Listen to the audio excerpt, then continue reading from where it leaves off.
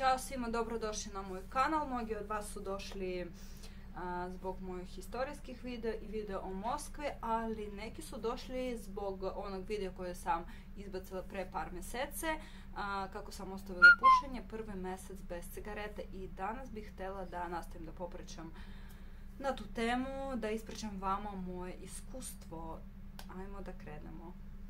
Dakle, ja sam počela da pušam od svoje 17. godine, imam pušački staž 7, 8, 9 godina, trenutno imam 26 godina.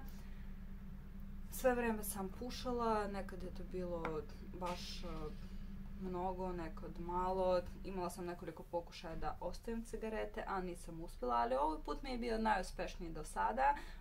Spoiler, opet pušem. I ja ću vama danas ispričati zašto sam se predala, zašto sam opet počela da pušam i koji su zapravo razlozi toga što vi ne možete da ostavite cigarete, ne možete jednostavno da se odviknete od te odvratne, loše navike. I ajmo. Sveukupno sam izdržala bez cigareta 2 mjeseca.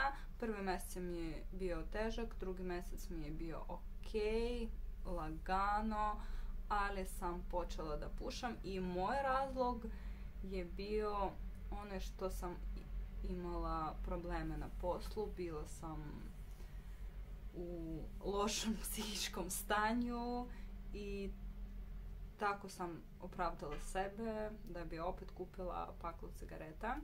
I sad ću vam navesti 4 razloga zašto vi ne možete da prestanete da pušite, koje sam koje sam pronašla i koje sam osjetila na svojoj koži, pa mislim da bi to i vama bilo korisno, jer ukoliko vi razumite zašto vi nešto radite, onda možete da kontrolišete situaciju i možda nećete da odete na cigaretu, kao što sam ja par puta preskočila pljugu. Prvi razlog zašto se vi hvatate cigarete jeste kad nemate šta drugo da radite. Na primjer, ja to često primećujem za sobom, moram da se nađem sa svojom drugaricom, već sam se spremila i ostalo mi je samo 10-15 minuta pre nego što bi morala da krenem. I ja šta da radim? Ja uzmem da ispalim cigaretu. Ili, na primjer, kad očekujem nekoga, svoju drugaricu, tipa nemam šta da radim, ajde da zapalim cigaretu dok nekog čekam. To mi se dešavalo i na poslu, tipa kad odem u restoran da naručem hranu za poneti, da bi imala ručak. Dođem, naručim, kažem, doći ću, vratit ću se za 5 minuta, idem da ispalim. To je jednostavno zato što nemam ništa drugo da radim. I ukoliko se vi nađete u ovakvoj situaciji, zapitajte sebe, možda bih bilo bolje da pozovete svoju sestru, svoju majku, da popričate sa njom, da provjerite društvene mreže i tako dalje. Nekoliko puta sam tako uspjela da izbegnem te cigarete i to je dobar način da ne ispalite cigaretu ukoliko hoćete da je ispalite samo zato što nemate ništa drugo da radite. To je to. Drugi razlog jeste promjena nekog dejstva. Na primjer, kad sam kući, kad radim od kući, ja radim vikendom od kući, bukvalno ceo dan sedim za laptopom i u nekom trenutku meni dođe neki umor, ja ne mogu više, ja jednostavno ustanem i odem da ispalim cigaretu, samo da bih promenila neko svoje dejstvo, radnju i jednostavno da bih imala tih 5 minuta da mogu da se saberem, da se dekoncentrišem, da se odmorim psihički, da bukvalno stojim i ne radim ništa, jer pušenje cigarete ne zahteva uopšte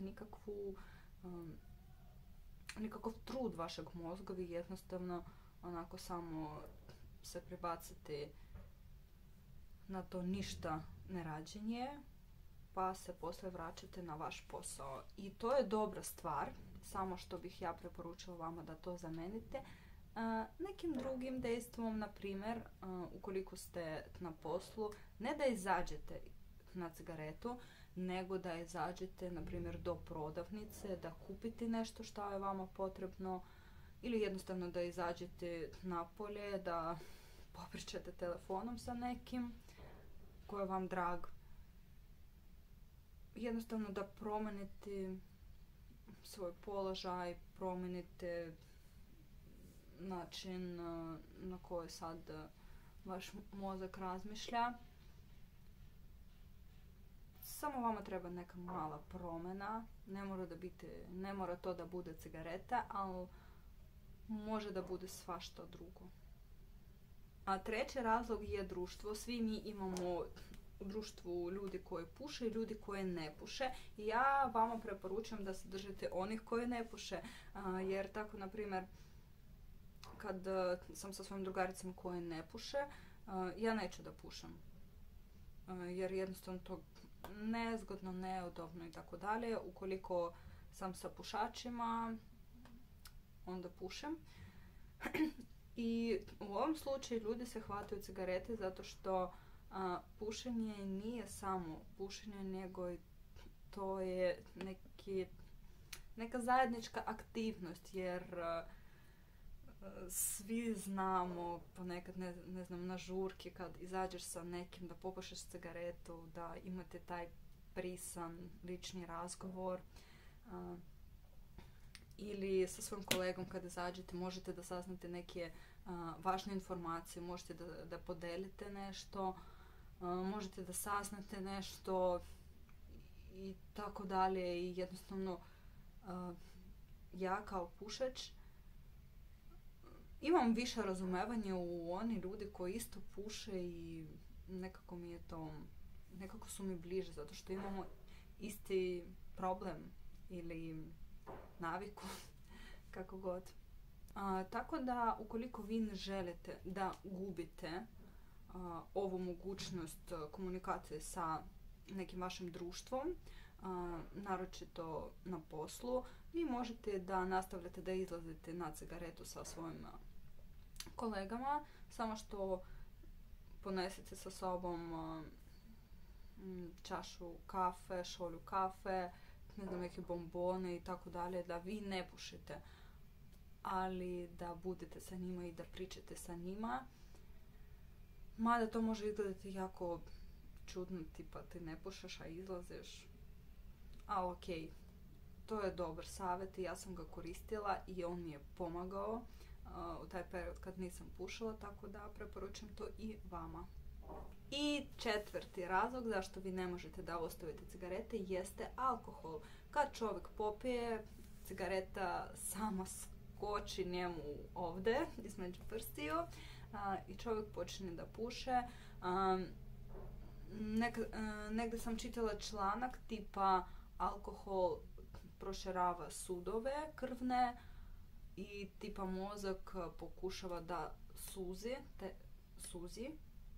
kako se kaže, izvinite, da suzite sudove i vene, a za to je odgovor na cigarete i zato čovjek dobije tu neumjernu želju za pušenjem i zato čovjek puše.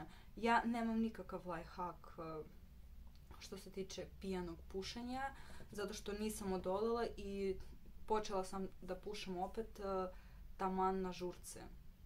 Tipa, popušila sam na žurce kao ja sam popila, mogu jednu, par, 2, 3 cigarete da ispalim, a sutra nastavit ću opet taj zdrav život. Tako da ne mogu ništa da vam preporučujem, jednostavno da ne pijete ili da pijete bez cigarete i bez da ste u mogućnosti da odete u neku prodavnicu da uzmete cigarete. I to bi bilo to. Imam još jedan razlog, u stvari 5. razlog.